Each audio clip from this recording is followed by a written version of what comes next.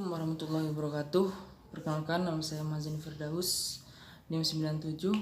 Sini saya akan mempresentasikan tentang pertanian organik. Yang mana pertanian organik di sini saya mengambil tentang tema PJPR, yaitu merupakan Plant Growth Promoting Rhizobacteria. Latar belakang dari adanya PJPR itu sendiri, yaitu Indonesia merupakan negara agraria yang sebagian besar penduduknya bermata pencaharian dalam pertanian. Pengembangan sektor pertanian seringkali menghadapi suatu masalah, yaitu seperti adanya ketersediaan lahan yang sangat terbatas, rendahnya daya dukung kesuburan tanah, tingkat agrisasi oleh bahan induk tanah yang miskin terhadap adanya unsur hara. Salah satu alternatif untuk menangani masalah dalam mengurangi penggunaan pupuk anorganik dapat dilakukan dengan penggunaan mikroorganisme tanah, yaitu berupa pupuk organik hayati. Salah satu pupuk organik hayati yang dapat dilakukan yaitu dengan penggunaan Plant Growth Promoting Rhizobacteria atau bisa disingkat dengan PJPR. PJPR tersebut biasa dikenal dengan pemacu tumbuh tanaman atau bisa disingkat dengan RPPT, Rhizobacteria pemacu tumbuh tanaman, atau bahasa populernya yaitu Plant Growth Promoting Rhizobacteria. Itu merupakan sekelompok bakteri yang menguntungkan dan sangat agresif menduduki terhadap rhizosfer atau lapisan tanah yang berada di antara 1 sampai 2 mm di sekitar zona perakaran. Aktivitas PJPR itu sendiri memberi keuntungan bagi pertumbuhan tanaman, baik secara langsung maupun secara tidak langsung. Pengaruh langsung PJPR itu sendiri didasarkan pada atas kemampuannya, yaitu menyediakan, mobilisasi atau memfasilitasi penyerapan berbagai unsur hara dalam tanah, serta mensintesis dan mengubah konsentrasi berbagai fitohormon pemacu tumbuh. Sedangkan pengaruh tidak langsung ini berkaitan dengan kemampuan PJPR itu sendiri, yaitu menekan aktivitas patogen dengan cara menghasilkan berbagai senyawa atau metabolit seperti antibiotik dan siderophore.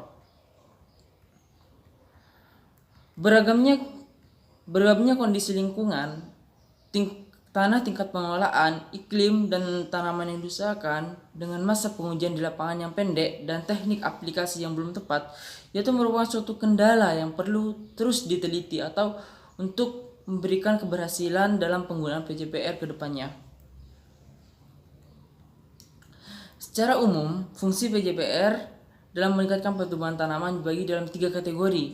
Yang pertama, yaitu sebagai pemacu atau perangsang pertumbuhan, biostimulan dengan mensintesis dan mengatur konsentrasi berbagai zat pengatur tumbuh atau fitohormon seperti asam indol asetat atau bisa disingkat dengan AIA. Yang kedua yaitu giberalin, stokinin, dan etilen dalam lingkungannya akar. Yang kedua yaitu sebagai penyedia hara atau bisa disingkat dengan biofertilizer dengan menambat N2 dari udara secara asimbiosis dan melarutkan hara P yang terikat di dalam tanah.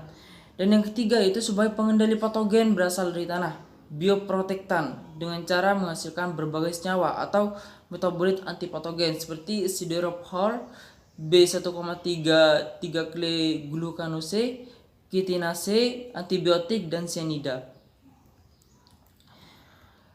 Peningkatan pertumbuhan tanaman oleh PJPR dapat terjadi melalui satu atau lebih mekanisme yang terkait dengan karakter fungsional PJPR dan kondisi di lingkungan rhizosfer. Beberapa karakter fungsional PJPR yang dibahas pada bab ini difokuskan pada PJPR penghasil hormon asam indol asetat atau bisa disingkat dengan AIA, enzim aminoglycoprotein atau carboxylic acid deaminase, yaitu merupakan suatu pengendali sintesis hormon etilen yang berlebihan, dan siderophore yaitu merupakan pengendali patogen, sedangkan mekanisme penempatan N secara non-simbiotik dan pelarutan hara P yang juga dilakukan oleh PJPR. Yang pertama yaitu asam indol asetat. Asam indol asetat merupakan bentuk aktif dari hormon auksin yang dijumpai pada tanaman dan berperan meningkatkan kualitas dan hasil panen. Fungsi hormon AIA bagi tanaman antara lain yaitu meningkatkan perkembangan sel, merangsang pembentukan akar baru, memacu pertumbuhan, merangsang pembungaan, meningkatkan aktivitas enzim. Yang kedua yaitu adanya enzim ACC deaminase. Enzim ACC deaminase merupakan suatu enzim aminoglycoprotein karbolik asid atau disingkat dengan ACC deaminase, yaitu berperan untuk mengurangi pembentukan ACC yang merupakan bahan dasar pembentukan hormon etilen. Yang ketiga yaitu ada siderophore. Siderophore sendiri merupakan senyawa kompleks Fe3+ atau pengkeliat besi spesifik yang dihasilkan mikroba untuk menyembunyikan unsur mikrobesi di lingkungan rizosfer, sehingga unsur ini tidak tersedia bagi perkembangan mikroba maupun patogen.